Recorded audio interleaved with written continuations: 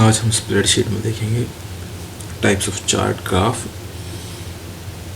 Filtering and sorting क्या होता है, कैसे यूज़ करना होता है। सबसे पहले हम एक ब्लैंक वर्कशीट लेंगे। इसमें हम अपनी ज़रूरत के हिसाब से एक टेबल क्रिएट कर लेंगे जिसके अकॉर्डिंग हम चार्ट या ग्राफ को इंसर्ट करेंगे वर्कशीट में।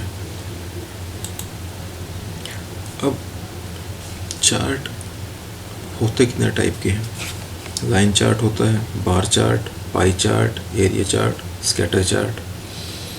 अब डाटा को दर्शाने में चार्ट और ग्राफ दोनों का ही इस्तेमाल होता है, लेकिन इनका उपयोग अलग अलग होता है। जैसे चार्ट का इस्तेमाल आमतौर पर डाटा की कंपैरिजन करने के लिए और डायरेक्टली उसको प्रेजेंट करने के लिए किया जाता है, लेकिन ग्राफ विभिन्न वेरिएबल्स के बीच संबंध दिखाने के लिए उपयोग किया जाता है, जो पॉजिटिव और नेगेटिव दोनों इकाइयों को आसानी से दर्शा सकता है। लेकिन आमतौर पर हम चार्ट्स और ग्राफ को डाटा को दर्शाने के लिए उपयोग करते हैं। अब सबसे पहले हम लाइन चार्ट को इंसर्ट करते हैं। अभी हमारी टेबल है। अब पहले हम जाएंगे इंसर्ट मेन्यू में। इंसर्ट मेन्यू में हम देखते हैं तो यहाँ सबसे नीचे है चार्ट। इस पर क्लिक करेंगे। क्लिक करने के बाद ये डिफरेंट टाइप्स ऑफ चार्ट है, तो इसमें हम लाइन चार्ट को सिलेक्ट करेंगे। अब लाइन चार्ट में भी ये 4 ऑप्शंस हैं, तो इसमें हम सिंपली पॉइंट्स एंड लाइन वाले चार्ट को सिलेक्ट कर देते हैं। अब फिनिश पे क्लिक करेंगे तो ये हमारा चार्ट आ गया है, यहाँ पे इंसर्ट हो गया है, जिसे हम देख सकते हैं कि यहाँ पे ये बुक्स आ गई हैं और ये उनकी क्वांटिटी हो गई है। एडवेंचर कितनी थी? 10, क्लासिक 40, फेरी 50। अब थोड़ा सा यहाँ पे चार्ट में चेंजेस करके देखते हैं कि हमारे टेबल में थोड़े चेंजेस करके देखते हैं और देखते हैं कि चार्ट पे उसका क्या इफेक्ट पड़ता है। अब देख सकते हैं कि हमने फेरी को 20 किया तो ये नीचे आ गया 20 पे। अब एक और देख लेते हैं। हम करते हैं एडवेंचर को 200 कर देते हैं। अब देख सकते हैं ये वैल्यू भी अपने आप ऑटोमेटिकली एडजस्ट हो रही हैं।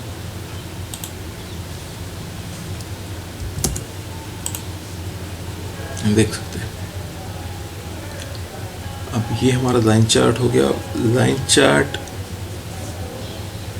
एक तरह का चार्ट है जो निश्चित समय अवधि में उसके मान में आए लगातार बदलाव को दर्शाता है। मतलब फिक्स टाइम इंटरवल में उसकी वैल्यू में आए चेंजेस को शो करता है। अब सेम तरीके से हम बार चार्ट को भी इंसर्ट कर सकते हैं। बार चार्ट में आयताकार कॉलम्स का इस्तेमाल होता है। अब कॉलम ग्राफ भी से कहा जा सकता है। जैसे इंसर्ट में जाएंगे,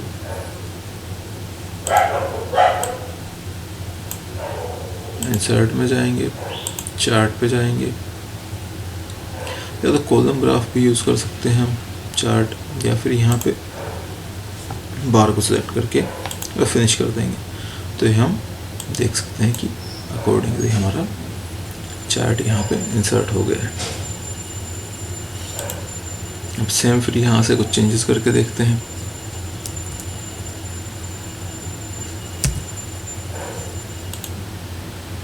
ग्राफ में हम चार्ट में अपनी वैल्यूज को चेंज होता देख सकते हैं।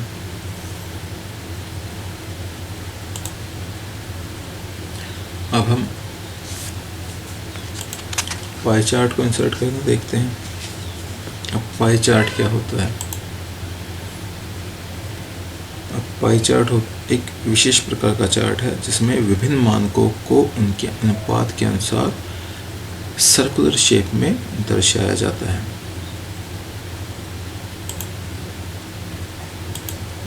कर सकते हैं,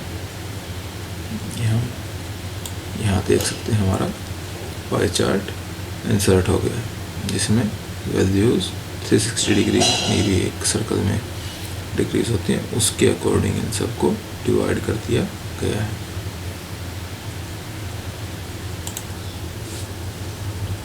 अब लाइन चार्ट, बार चार्ट और पाई चार्ट तीनों कैसे इंसर्ट करने हैं, कैसे यूज़ होते हैं, वो हम देख चुके हैं। अब नेक्स्ट हम आते हैं सॉर्टिंग पे। अब सॉर्टिंग के लिए एक ये हम टेबल क्रिएट कर देते हैं जिसमें नेम है, बच्चों की एज है, क्लास कौन सी है और कैटेगरी क्या है। अब अगेन जैसे ये हमने देखा है ये बाहर जा रहा, तो हम यहाँ पे डबल क्लिक करेंगे तो एडजस्ट हो जाएगा अपने आप। अब सॉर्टिंग होती क्या है? सॉर्टिंग का मतलब है डाटा को क्रमबद्ध तरीके से प्रस्तुत करना सॉर्टिंग कहलाता है, जो असेंडिंग और डिसेंडिंग ऑर्डर में, आरोही और अवरोही क्रम में हो सकता है। अब यहाँ हम देखते हैं कि डाटा को सॉर्ट कैसे करना है। अब पहले हम जाएंगे डाटा में, देन सॉर्ट। अब सॉर्ट में हम देख सकते हैं कैटेगरी दिखाई गई है कि सॉर्ट बाय फर्स्ट कौन सा, नेम के अकॉर्डिंग, एज के अकॉर्डिंग, क्लास के अकॉर्डिंग या कैटेगरी के अकॉर्डिंग। अब हम करते हैं पहले नेम के अकॉर्डिंग।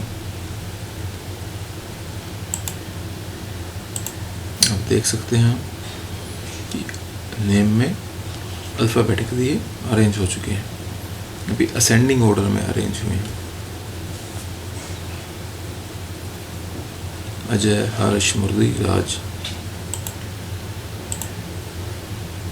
जो विदाउट सॉर्ट हुआ टेबल था वो ये है, और जो सॉर्ट हो गया है देख सकते हैं इसमें हम अजय, विजय, रवि, और जो सॉर्ट हो गया है वो ये है।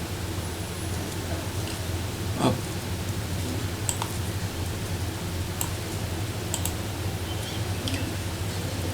यहाँ पे हमें A to Z और Z to A असेंडिंग और डिसेंडिंग ऑर्डर का सॉर्ट का शॉर्टकट ऑप्शन दिया हुआ है, तो हम इस टेबल को सिलेक्ट करेंगे। अब ये असेंडिंग में तो पहले से ही हुआ हुआ है, इसको डिसेंडिंग करना तो यहाँ से कर सकते हैं। देख सकते हैं हम सारा का सारा अपोजिटली डिसेंडिंग ऑर्डर में अरेंज हो गया है।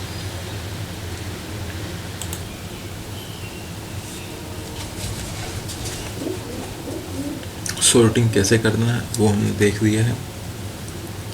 नॉर्मली हम किसी भी कॉलम को सिलेक्ट करके भी यहाँ से असेंडिंग डिसेंडिंग में कर सकते हैं। अगर यहाँ पे करंट सिलेक्शन करेंगे तो सिर्फ ये सॉर्ट होगा, एक्सटेंड कर देंगे तो सारा का सारा ही क्लास के अकॉर्डिंग सॉर्ट हो जाएगा। ये असेंडिंग में है, अब देखते हैं डिसेंडिंग में हो जाएगा, क्लास के अकॉर्डिंग ही सारा का सारा टेबल अरेंज हो जाएगा। उसी के तरह हम एज के अकॉर्डिंग करना चाहें तो एज को सिलेक्ट करेंगे, यहाँ पे असेंडिंग, एक्सटेंड में पूरे टेबल को ही करते हैं हम, ये डिसेंडिंग में। अब देखते हैं फिल्टरिंग। अब फिल्टरिंग क्या होता है? अब फिल्टरिंग स्प्रेडशीट में मौजूद एक ऑप्शन होता है जो डाटा को फिल्टर करके उपयोगकर्ता को उनकी आवश्यकता और मांगों के अनुसार एक से अधिक मानों को संक्षिप्त रूप से दिखाता है। अब फिल्टर हमने फ्लिपकार्ट, अमेज़न वगैरह पे भी यूज़ किया है। किसी भी प्रोडक्ट को सर्च करते हैं तो अपने डिमांड के अकॉर्डिंग हम पर्टिकुलर प्रोडक्ट को सर्च करना चाहते हैं, ना कि जो हमें नहीं देखना है प्रोडक्ट उसको भी साथ के साथ देखना हो। पर उन 1000, 2000 या अनलिमिटेड जितने ही प्रोडक्ट्स हैं उनमें से हमारी कैटेगरी में जो हमारी डिमांड के अकॉर्डिंग जो प्रोडक्ट्स आ रहे हैं सिर्फ उन प्रोडक्ट्स को शो करें।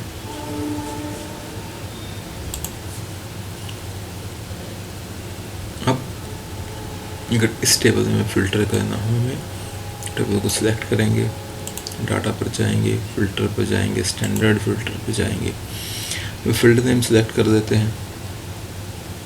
हम कैटेगरी के अकॉर्डिंग जिस बच्चे के पास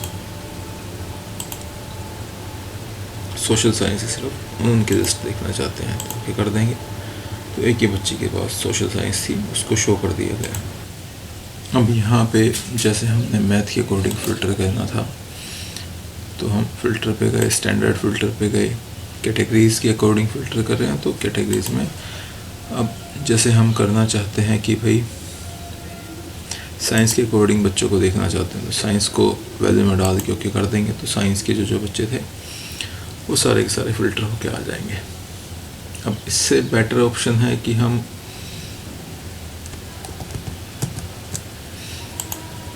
टेबल को सिलेक्ट करते हैं और यहाँ पे डाटा पे जाते हैं, फ़िल्टर पे जाते हैं, ऑटो फ़िल्टर पे क्लिक कर देते हैं। तो हम देख सकते हैं कि यहाँ पे हर कॉलम में एक ड्रॉप डाउन मेन्यू आ गया है। जैसे हम नेम में देखना चाहेंगे तो नेम के अकॉर्डिंग, जिस नाम के अकॉर्डिंग हम लिस्ट को देखना चाहेंगे, जैसे अजय नाम के बच्चों को देखना चाहते हैं तो अजय नाम के जितने बच्चे हैं उसके अकॉर्डिंग टेबल फ़िल्टर होके आ गई। अब ऑल देखना चाहते हैं तो ऑल हो गया। अब एज के अकॉर्डिंग फ़िल्टर करना चाहते हैं तो 15 ईयर्स के जितने बच्चे हैं उनकी लिस्ट देखना चाहते हैं तो वो आ गई। सेम क्लास के अकॉर्डिंग 10th क्लास के बच्चे देखना चाहते हैं 10th के आ गए। 11th क्लास के बच्चों के अकॉर्डिंग देखना चाहे तो 11th क्लास के बच्चों की लिस्ट आ गई। सेम अगर कैटेगरी में देखना चाहें हम, जैसे हमें अकाउंट्स के बच्चे देखने हैं तो अकाउंट्स पे क्लिक किया तो अकाउंट्स के जितने बच्चे हैं जिनके पास अकाउंट सब्जेक्ट है वो आ गए। ऐसे ही साइंस के जितने बच्चे हैं उनकी लिस्ट आ गई और मैथ्स के जितने बच्चे हैं तो मैथ्स के आगे पूरे के पूरी ही लिस्ट टेबल देखनी है तो ऑल पे क्लिक किया, सारे टेबल। तो ये हमारा फ़िल्टरिंग हो गया है कि हमें फ़िल्टर कैसे यूज़ करने होते हैं।